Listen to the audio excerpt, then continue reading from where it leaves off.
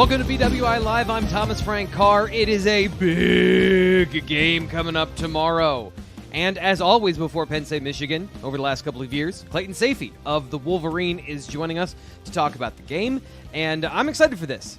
Clayton, as I explained to him before, and for any new people watching the show today, maybe some people from the Wolverine coming over from our sister site at the On3 network, I'm going to break down 5 things that I think are interesting, 5 different aspects of the game that are, I think, pivotal to what's going to happen tomorrow. And Clayton is going to give the Michigan perspective on some of that stuff. We're having a great conversation, get you informed about what might happen tomorrow between Penn State and Michigan. But the first thing, Clayton, is there is some breaking news here before the live show that I want to come to you for, because obviously the sign-stealing scandal is continuing to unfold, and there is a new development this morning. So what do we know based on the report from just about 45 minutes before we went live today? Yeah, so Michigan sent its response to the Big Ten, which informed Michigan of an intent to punish or potential punishment just a couple days earlier. They sent that on Wednesday. Big Ten has looked it over, and it seems like early afternoon is going to be when we'll know if the Big Ten punishes. It seems likely at this point, and what that punishment will be now is really the big question. Could it be a suspension for Jim Harbaugh? You know, people reporting that could be a 3-game suspension for Jim Harbaugh.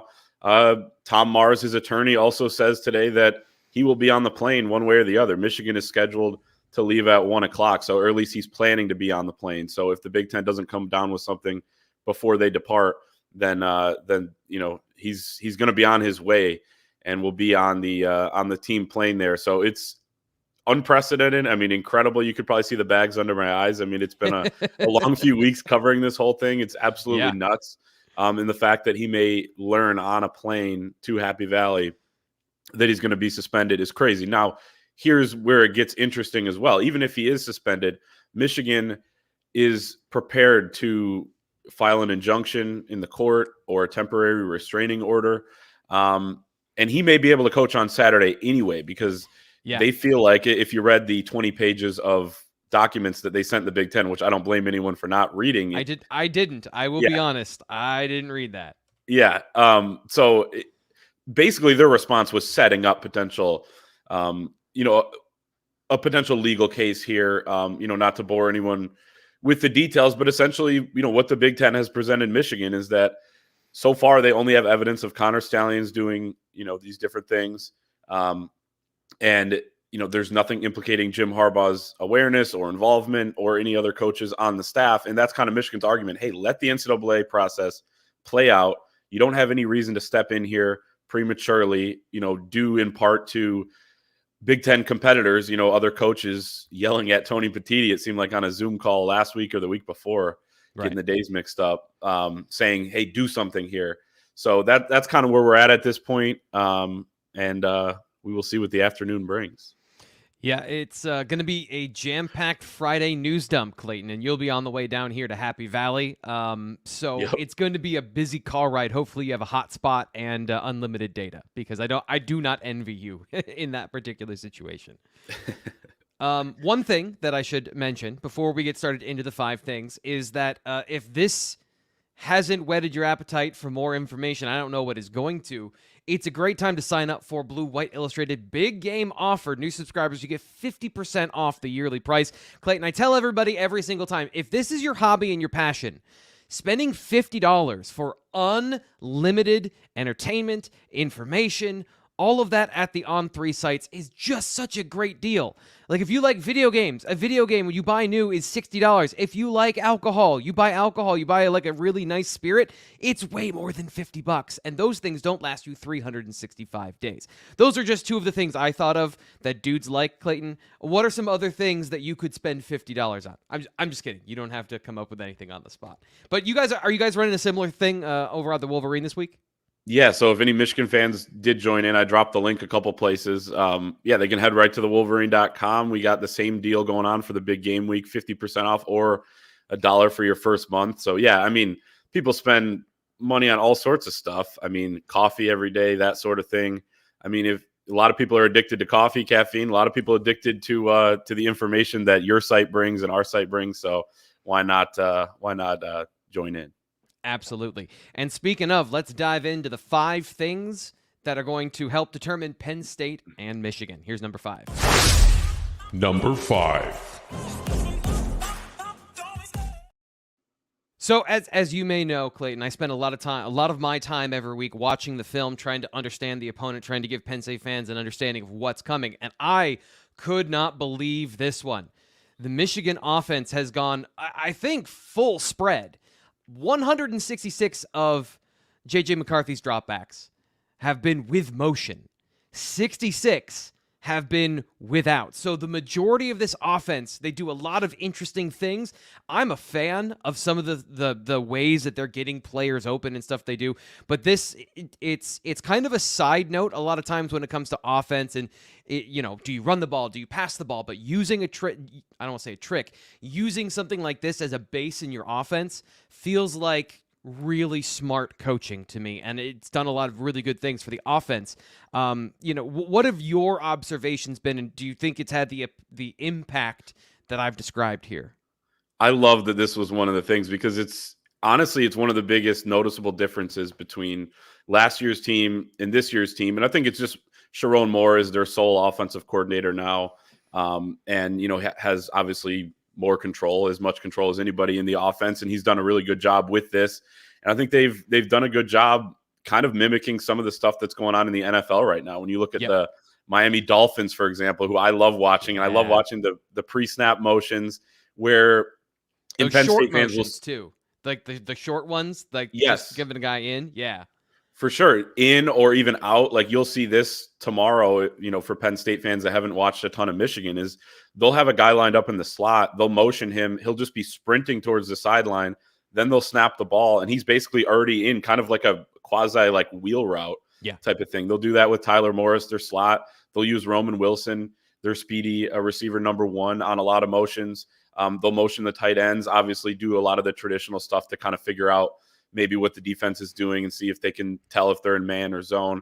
And J.J. McCarthy's been really good at reading the defense pre-snap and post-snap as well this year. And he's just so experienced now. I mean, he's played over 30, I think about 35 games at Michigan, started, over 20 now. And it's just such a difference. And really, I think, I'm sure we'll get into a little bit more with Drew Aller and everything, but I feel like Michigan is in a point where Penn State's going to be at a year from now at the quarterback position when Aller gets all these games under his belt. Right. Because JJ last year, mistakes here, mistakes there, inconsistent decision-making.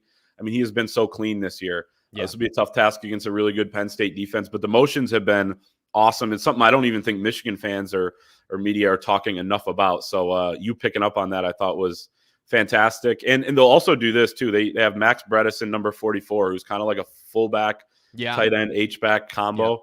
He'll even motion one way, motion back the other way, and then like already be set up running at a dead sprint to lead block around the end. Stuff like that's pretty creative. That's another NFL thing too.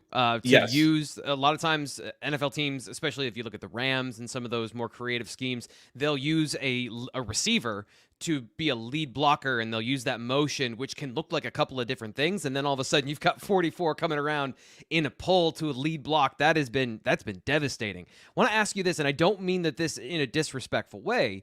It's good coaching and good scheming, as we just described, but when it comes to open throws, it feels like McCarthy has a lot of them because of this, of getting angles and leverage for Roman Wilson, helping get players off press. Is it creating easier throws for him, not every play, but more consistently, so that he doesn't have to be, the most precise, the most on all the time? It takes some of that off his plate when they have shifted to more of a passing team. Is that a fair way to describe how this is affecting the offense in kind of a general sense? I would say so, to an extent. I also think his ability to buy time in the pocket as well has been, and I actually think we're going to talk about that in a second, so I don't mean to get ahead of ourselves, but I think that has allowed the guys to get open because it's just hard to cover a Roman Wilson or, a receiver, any receiver, for more than a couple seconds. So that plays a factor as well. I think if you watch the Purdue game, he was off a little bit accuracy-wise, still completed 65% of his passes, but that was 13 points down from the completion percentage he came into that game with. Yeah. He's been really precise when he's had to. If you look at the Michigan State game, the game prior before the bye week, I mean, some of his touchdown throws were like, skimming right past the defender's ear hole of their helmet. And, he's able to use that fastball when he needs to. So it's been a good balance. I mean, I wouldn't call this an elite receiving core by any means, but I think Michigan's done a good job of getting him open, like you talked about with some of the motions. And then JJ's just been really good when he needs to be at getting the ball in the right window. I was watching the Indiana game earlier this year, and I was just noticing the difference of guys that have tools. Both of these quarterbacks have great arms, but J.J. McCarthy, and I deem this, and probably people here on the YouTube show are getting a little annoyed hearing this, but the athletic hubris that he plays with, the confidence in his arm to put it in tight windows where we've seen Drew Aller be safe, methodical, careful. We saw a little bit more of that the last 2 weeks of Aller kind of coming out of that shell. I'm excited. I hope that matchup comes up this weekend because it's going to make a very good game. But you're right. We need to get on to number 4 because to me, it is the craziest stat we're going to get to today. Number 4. Now, a lot of these things are skewed in a lot of different ways, but 2.5 seconds is a really important stat in this game. It's going to set up the next 2 things that we're looking at. J.J. McCarthy, when he throws the football, you mentioned extending plays. In under 2.5 seconds, quick throws, rhythm throws, things like that, 4 touchdowns, 756 yards. When he extends the play over 2.5 seconds, 14 touchdowns and nearly double the yardage. Can you describe, other than extending the play, like what is going on here that he is so effective when he is holding onto the football? Because usually there's either a better split, a more traditional split of it's a little 50-50. You don't always have so much success leaning one area. Or when guys hold on to the football, they're less successful. So what's going on in the Michigan offense here? Yeah, I'd say like a year ago when he held on to the football, he was less successful. I don't have the numbers in front of me, but at least less successful than he is this year. And he didn't know when to exactly run. A lot of times he would just kind of take off and take some unnecessary hits, which is something that he's kind of known to do as well. They've tried to keep him, as upright as possible. But this year, the decision-making has been really good where, and this was particularly evident early on in the year. Maybe it was just because he was, it was the beginning of the year and you really were starting to see the improvements that he made. But it's like he will look like he's about to run. He's going towards the line of scrimmage, but his eyes are downfield. And again, I just think a lot of that comes with experience. He knows what he's seeing out there. He trusts his eyes, and then he'll make a throw down the field. When it comes to what is actually happening, on some of these plays, I think it's a few times really, he should have been sacked so far this year many more times than he has. Yeah. But he'll get out of there and keep his eyes downfield. And then the receivers have been so good at the scramble drill, and they talked about that this offseason, how they really worked on that. They knew that the play's never dead when number 9's back there. Well, okay, we got to put him in the best spot. We got to be in the best spot to get open. So Roman Wilson has been the recipient of those. I have a stat from Sports Info Solutions. I think Roman Wilson still leads the country in broken play touchdowns. Mm-hmm. And then J.J. McCarthy's just behind Caleb Williams with 6 of his touchdowns are on what they call broken plays. He's 14 of 16 completing broken plays. So when the play breaks down, when it's, you're no longer running the route that you were originally running, J.J. McCarthy can buy enough time and the receivers can get open enough for those to still be splash plays. And it's going to be interesting to see how it plays out against a Penn State defense that has the best pass rush by far Michigan will have played, and really the best defense overall. This is an outstanding Penn State defense. So I think that plays a factor too, is really a lot of the year they haven't played, too tough a competition, but it's just his, I do want to ask you about that.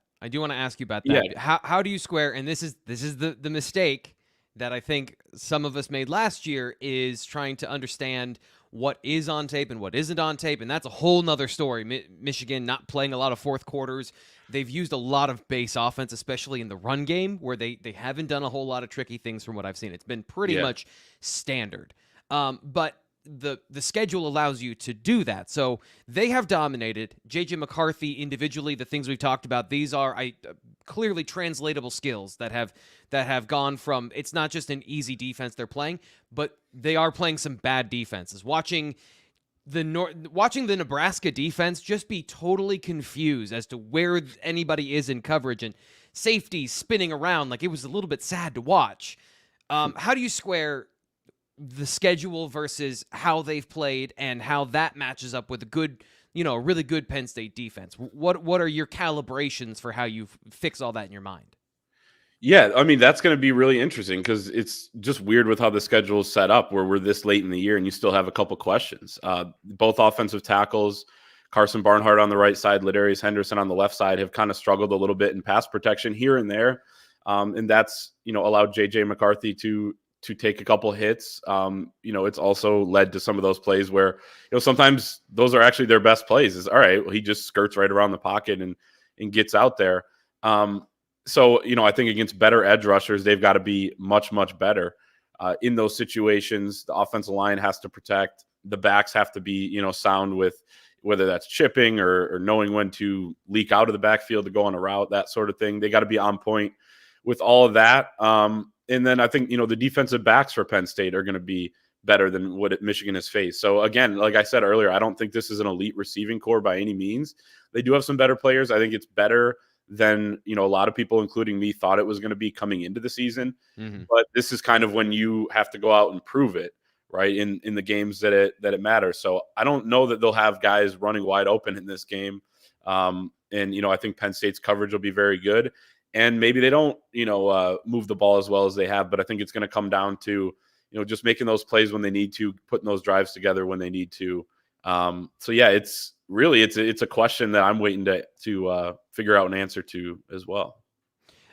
It's going to be a really interesting matchup, especially on this side of the ball, which is why we're going to stick there for number 3.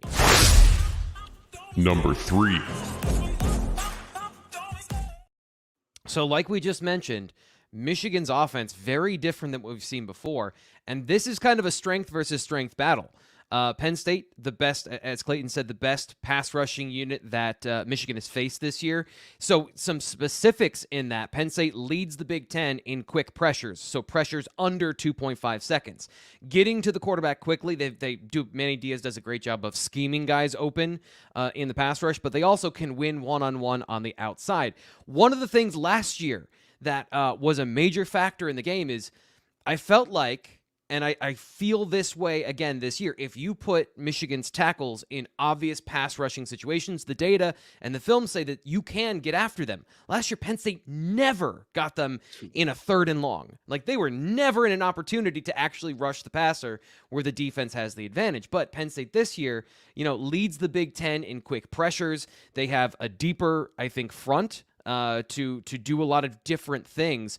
So with a vertical offense, and a lot of J.J. McCarthy's passes have been downfield, a lot of ISO and deep crossers and things that get those chunk plays in the offense. He's extending those plays.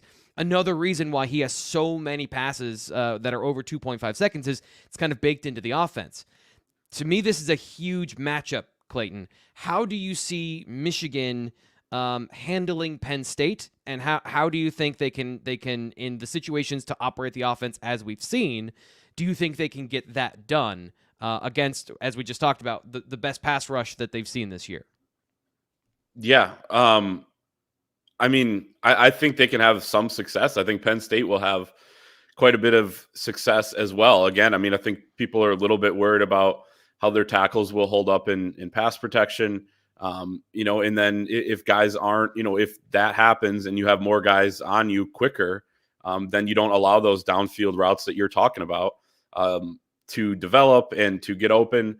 JJ has been so good at the kind of intermediate routes. Michigan hasn't run a lot of just go routes, and, they have run a few, but really it took them several weeks to even run a lot of those. I don't think they needed to most of the time.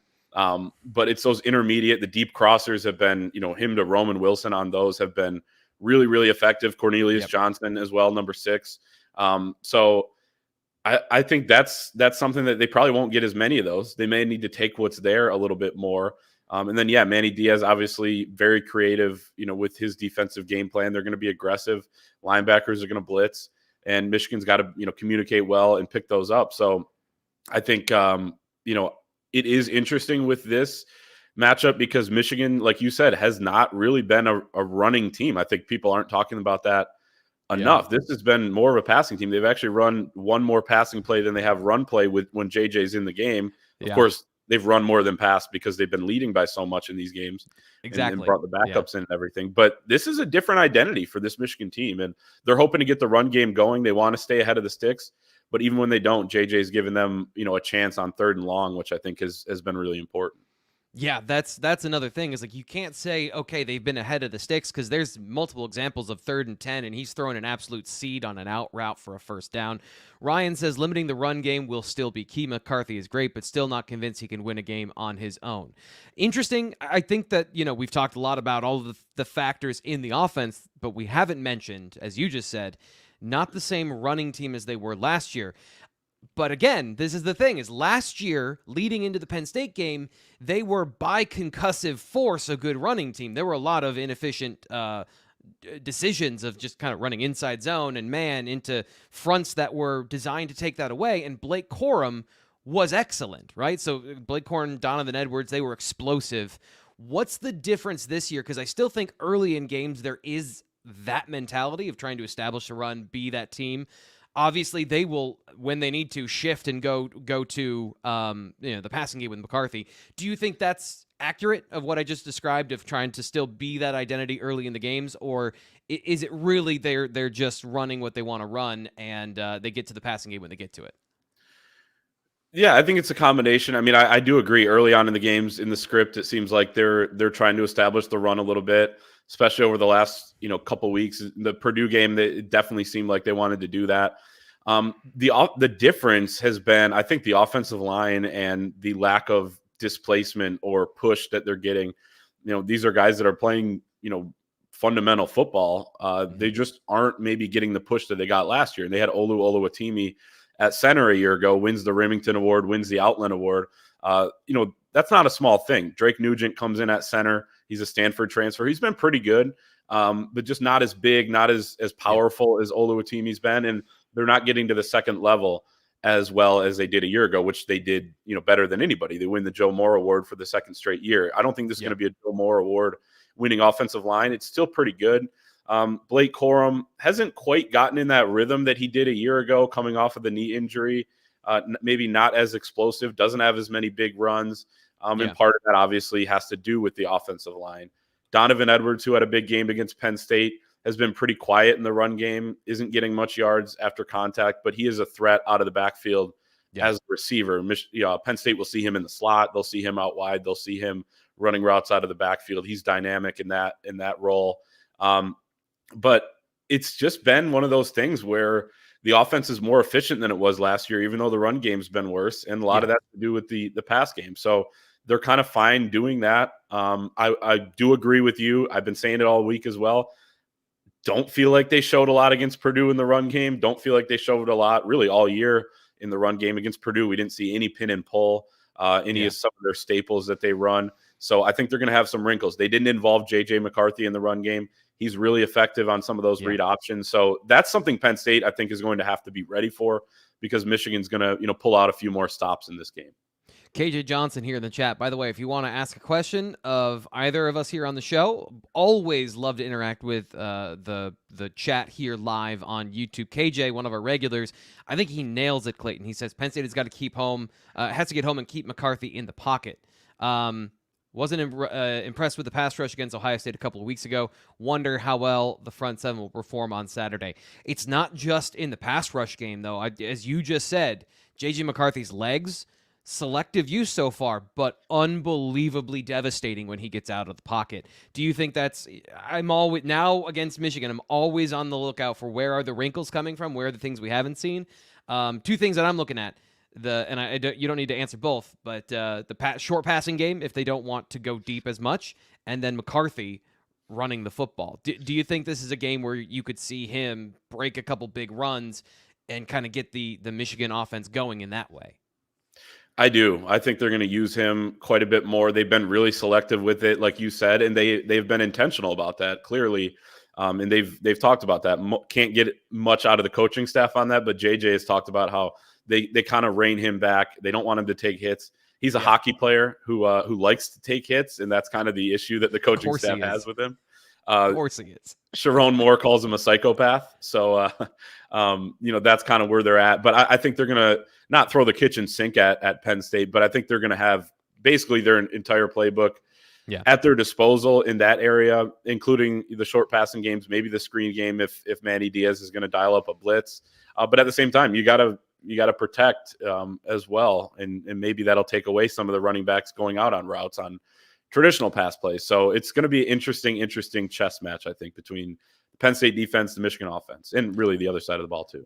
Yeah. It's a couple things I noticed too is that some similarities between the two is you're not getting a ton of 5-man routes from Michigan. They do like to protect. Manny Diaz loves to blitz. So Manny Diaz, I think, manufactures a lot of three-man routes just with the pressure and the nature of the way they attack. Sure. So that's going to kind of be, good on good. This is shaping up to be a really good matchup with the Penn State defense and the Michigan offense. And finding out, the paths to victory I always look at. I think Michigan has several paths to victory. On the other side, I think one key matchup, I'm super interested to find out how this one plays out. We'll get to that now. Number 2. So I was playing with numbers with a theme for today. So this is 0 versus 12, Clayton. Mike Sanderstill versus Penn State's 12 personnel. 2 tight ends on the football field. How has Sanderstill been against the run so far this season, and how much has he seen a lot of 12 personnel, 2 tight ends, big formations? Because it seems like from the number of snaps that Sanderstill is their nickel defense, he's a starter for them, that he's out there no matter what. Is that right, and how has he performed? Yeah, that's pretty much right. Like there'll be even a couple times where they are in, which is their base defense, which they don't really run all that much. 3 down linemen, 2 edge rushers, 2 linebackers, and then 4 DBs. And he'll be out there as the outside corner just because they want him to stay on the field. Gotcha. But it's basically a base nickel defense. And I think early in games when teams are in 12 and they're going to run at them, they'll probably go with 3 down linemen. And they do have some really good defensive tackles. But for the most part, they're going to try to stop the run in nickel. And Mike Sanderstill is tiny. He's the smallest guy on the field. He's probably pound for pound the toughest, though, and they will run blitz him. And he's been really effective in that way. So he is not a guy that you necessarily can run right at. This Michigan defense is built to stop the run with a light box. They don't want to load the box to stop the run. Their D tackles, what they call block destruction, they destroy blocks. They allow the other guys to flow to the football. So that's kind of been their MO over the last few years, and it's really worked. So it'll be interesting to see if Penn State starts to have some success on the ground. Will they go away from the nickel and bring some more guys inside? I think that's certainly a possibility. Michigan has been a little leaky against the run, like for a drive or two in certain games where it's like, okay, that's Minnesota. A little mini concern. You put it in the back of your head, but they haven't been tested by a team that's as talented as Penn State. So maybe Penn State will have some success, and then we'll have to see how Michigan adjusts. And really, T. Frank, with this team, they haven't had to make so many adjustments this year because they've overpowered opponents. So it'll be interesting to see what Michigan has to do when they do, find that something's not working or this isn't going right. What do we do now? They've been in that spot in the past, last year and all that. And a lot of the same guys are back and coaches are back. But this year's a new team, and we'll kind of see how they handle that on Saturday. So these 2 points, I can't find a way to talk about them without talking about number 1. So we're going to get to number 1, and then we're basically going to talk about 2 and 1 together, because I think that the key to the Michigan defense is everything that you just said, plus just a couple more nuggets, and then we can talk about the whole thing, because it is going to be a fascinating matchup. Number 1. Michigan loves to play, from what I've seen, cover 3 and just play coverage. And you mentioned not playing a lot of guys in the box. They also don't blitz a whole lot. So 4 up front, a 4-man pass rush, a light box, the Penn State offensive line, their ability to control what happens up front or lose control of it, I think is going to be monumental in this game. And you mentioned a couple of times Minnesota was one of the games you just to give a direct reference of a couple of times you saw Michigan maybe give up a couple of run plays and then they shut it down immediately. It's going to be fascinating to see how the offensive line for Penn State, as you mentioned, the best they've seen so far. I wrote about that over at BlueWhiteIllustrated.com. Great reason to sign up for 50% off to go get some of that information. But this matchup of the defense versus Penn State's offensive line, can Penn State change some of those factors, like you said, the nickel, and will they have to blitz to get pressure? Because Penn State has been pretty good against four-man rushes. Obviously, against Ohio State, not so much. But for the most part this season, against some good defensive lines, they've handled that. When it comes to adjusting, where is it if they have... Do you have any specific examples? You said they haven't had to adjust a whole lot. Have there been any games where you've seen them adjust? And if so, what did they do? The Minnesota game is a fantastic example because Minnesota just kept running that kind of wide zone play over and over. Penn State and they had a drive and a half where they were able to move the football. Michigan did adjust. They were able to move their edge rusher closer in, actually, instead of so far out wide. And then they were able to kind of, contain the edge, make him stretch it out, and then the rest of the defense flows. And they really shut that down. So that's one thing. I would expect Penn State to go to that play probably at some point. Yep. It's something it would be smart to do, obviously, watching the film throughout the year. So they've had to adjust in that way. There have been a couple other times where, like I said, you'll have a drive from a team where they're running the ball a little bit. Purdue even had some success on the ground, but then Michigan has been able to adjust. So, it's not that they haven't adjusted to anything this year, more so. In that way, I would say it's more game flow of okay, like this thing's really going wrong for, a quarter or 2 quarters. And, how do you play to overcome that, I guess. But that's going to be really interesting. And then when you look at the pass rush specifically, there's not an Aiden Hutchinson or David Ojabo on this team at edge rusher. They don't, they play 4 edge rushers. They're all pretty solid. None of them, are elite in my opinion. And that's kind of been something that hasn't really hurt them all that much this year. They've been able to get pressure a decent amount. The interior has been pretty good at generating some pass rush. Yeah. They will get their hand on the quarterback's arm. They will bat passes down. So, that's kind of in essence, pass rush as well. Especially the batted passes have been way up this year. Mm-hmm. But it's going to be interesting to see if they can get that pressure without blitzing. Because then and they will blitz their nickel. They will blitz number 23 linebacker Michael Barrett, who is extremely fast. He's been great. He's been awesome. He's in his 6th year and has really taken off. He started his career as a Viper, kind of like a hybrid type guy. He was a quarterback in high school. He's got the speed, dual threat guy at quarterback as a high school player. So that's I think they will blitz if they need to, but like you said, they're hoping they don't have to. And they're hoping they can get some pressure on, a couple of really good tackles from Penn State. But it's something that I've pointed to all year. And I know some Michigan fans are probably tired of me talking about it, but they got to get pressure with 4 in the biggest games. It's not against Indiana or whoever. Yeah. It's against Penn State, Ohio State, potentially Georgia, whoever they have to play down the road if they get there. And that's going to be really important. And this is the first time where we'll know if they can do that or not. To me, that's the point of shutting down the Penn State offense. If you can get pressure with 4, it's not just that that's the most ideal way to do it. It also allows you to take away certain things that the Penn State offense likes. So if Mike Sanderstill is in the slot and he's covering that far flat, sure, and he doesn't have to be a part of the run or the pass rush, suddenly Drew Aller's easy access throws against cover 3 and soft zones, that's a tight window throw. That's a potential interception. Michigan's able to take everything away by playing with that light box. That is what they did last year as well, by the way, is they were able to shut down the run basically with 3 players. And when you can do that, I don't know what there is left for the offense to do other than, get some broken plays, Sean Clifford running for a long run, something like that. So it's going to be fascinating. Penn State's offensive line is improved. Their defensive line is improved, and that's on tape. The question is, are they improved to the level to play in this game? And that's the trauma. That's the open wound on every Penn State football fan that I've been hearing about for 365 days, Clayton. Is that, so James Franklin, I remember his press conference after the game. I remember watching it. I was over at the Michigan media stuff.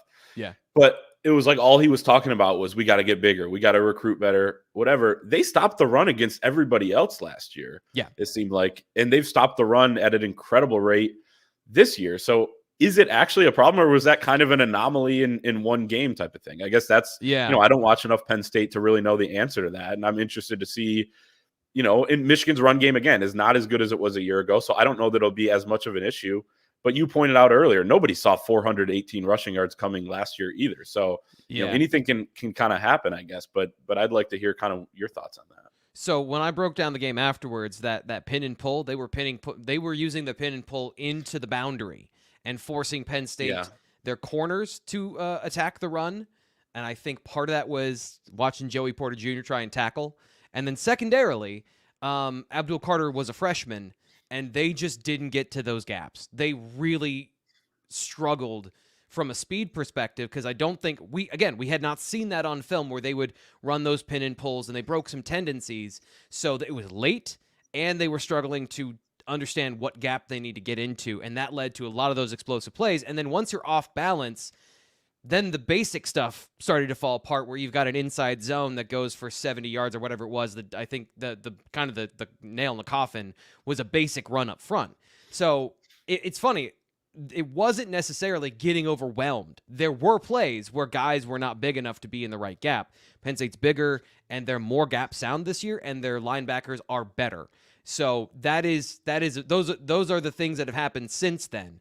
And in that particular game, it was, I think it was a surprise that it happened that way. At home is another thing, too, where Michigan, Penn State doesn't get blown out almost ever, except for in Ann Arbor. That's the only place it seems like they cannot play and keep their composure in certain situations. So I'm fascinated to see how it goes this year, because I do think that the Penn State front seven is very good. It's going to be, and somebody asked this earlier in the chat, I want to bring this particular question up. David Greeter says, is Manny more or less aggressive this week to maintain gap accountability? I don't think you can change who you are in a game like this. I think you need to go in and play your game. And that's the whole point of what we're talking about here, is they've been hitting their gaps really well in this particular defensive scheme. So there's no reason not to, other than you might get beat. Having a gap open, Blake Corum is absolutely going to find it. Yeah, that's a good point too. I don't know what Penn State's going to do. Again, you're the Penn State expert, but I would think against this Michigan team too, like we saw Ohio State last year, they had no depth to their defense most of the game. They did a lot of run blitzes. They were coming downhill. They were intent on stopping the run, and that's when some of Michigan's biggest plays happened, because there was no depth. Again, you miss one gap, you don't fit it correctly, and Donovan Edwards, who was extremely fast, is gone. Blake Corum wasn't playing, he wasn't fully healthy in that game, but in other games, he's gone in those situations. Haven't had as many big runs this year, but it'll be interesting, because I do agree with what you alluded to, and we kind of talked about it earlier, but they're going to have some different things. Like throughout these games early on, they'll kind of show one of their wrinkles, and then they'll dial everything back, and then it's just kind of inside zone. Not even as much outside zone. They won't even run as much play action. It's like they will hold a lot back. Jim Harbaugh has been known to do that. And then when the bigger games come around, you're really seeing them kind of let it fly. So that's going to be something I would watch as well. Michigan's not going to change their identity, but they will have some different things ready to go, I think, for this game. And Penn State will too, I'm sure. Yeah, so those were my 5 things. Do you have anything else that I missed, Clayton? Something that you think is going to be a big factor that we didn't talk about today? Only thing, and I wrote about this morning, is just I think third downs are going to be so big on both sides. Yes. Penn State struggled on third down. They struggled against Ohio State on third down. They'll be at home. It's going to be a different type of game. And one thing I think of too, with like Penn State or Michigan has the advantage of watching Penn State play Ohio State, right? These 3 teams are pretty comparable. Yeah. Well, Penn State has the advantage of having played Ohio State, learned from that game, understood what they did wrong. Now they're coming at home against a team that's, has a lot of distractions surrounding it, that sort of thing. So each team has kind of an advantage in that way, but third down is going to be huge. JJ, we talked about it with him earlier, doesn't need to be in 3rd and 4 to convert. He can be in 3rd and 14. He did that twice against Michigan State with absolute seeds, and then they move the ball down and they score. So Michigan's been really good on third down. They've been really good at stopping third downs. Penn State's been good at stopping third downs, but they haven't been as good at converting them on offense. They don't create big plays. Only 24 plays of 20-plus yards, I believe, which is tied with Iowa and Northwestern. So if Michigan can force Penn State, don't allow the big plays, force them into third down situations, then, and make Drew Aller make plays against you, make him beat you, and stop the run, then I think they're going to have a pretty good shot. But I said chess match earlier for, Manny Diaz against the Michigan offense. I think it's going to be a really fun chess match to watch because it's a matchup type of game. When Michigan plays Penn State, they usually have, each team has similar talent. Yeah. Both are well coached, and it's kind of one of those games that could go either way. You said Penn State doesn't get blown out except for in Ann Arbor. In Jim Harbaugh's tenure, the only times they've gotten blown out a couple times against Ohio State, but Penn State is in 2017, is one of those examples as well. So, and I know there's no, Saquon and all that, but, you never know what could happen in a tough environment like this. So it's going to be a ton of fun. My first trip there, and I am super excited. I'm so glad you mentioned third down. One of the reasons I didn't bring it up here is because Nate Bauer beat me to the punch. He wrote about it as well over at BWI.com. Yeah. I love the fact that everyone knows this game. Like, it feels like it's pretty clear of here are the situations, and let's find out together, because there's as much as we have this question about Michigan and the level of competition, they're obviously a very good team.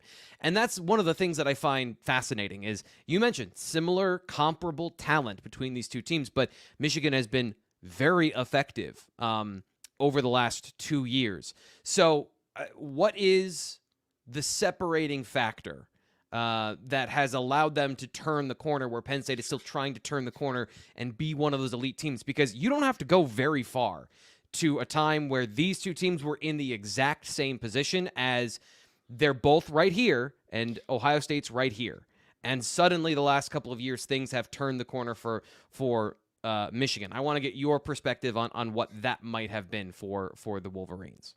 Yeah, when I was exchanging emails with Nate Bauer earlier in the week, a lot of his answers on some of the big picture stuff I asked him were things that we're very familiar with here, that, Michigan's been in the exact same spot in years past. I will say, I think a couple things. One, the offensive line has been really the identity of this team over the last few years. They've really gotten good there.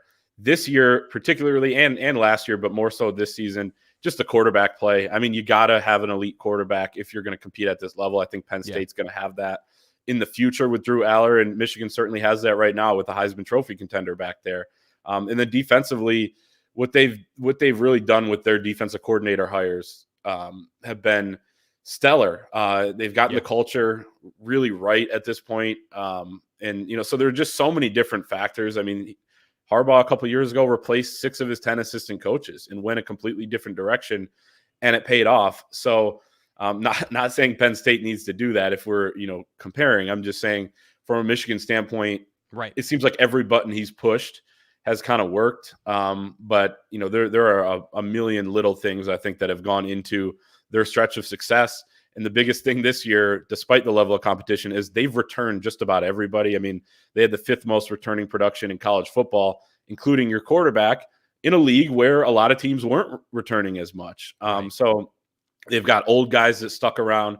They've got young guys that are talented. It's kind of blended together pretty well. And now these next 3 weeks are going to determine, and define what this season is for the Wolverines.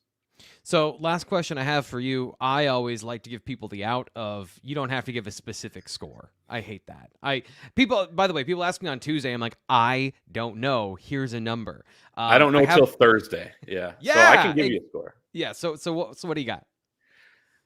People are going to kill me here. So maybe I got 34-20. Michigan is what I picked over on our site. I think that I do think Penn State's going to have some success moving the football against this Michigan defense. It'll be the first team to really do that. You look back at some of the scores, even Michigan hasn't allowed over 13 points in a game. A lot of those touchdowns are in garbage time against the backups. People have been kind of roasting the backups this year. They've blown a few shutouts. But I do think Penn State's going to be able to do that. Problems for sure. 100%. But again, it's just like when you go into these big games, I trust the quarterback who's been playing better.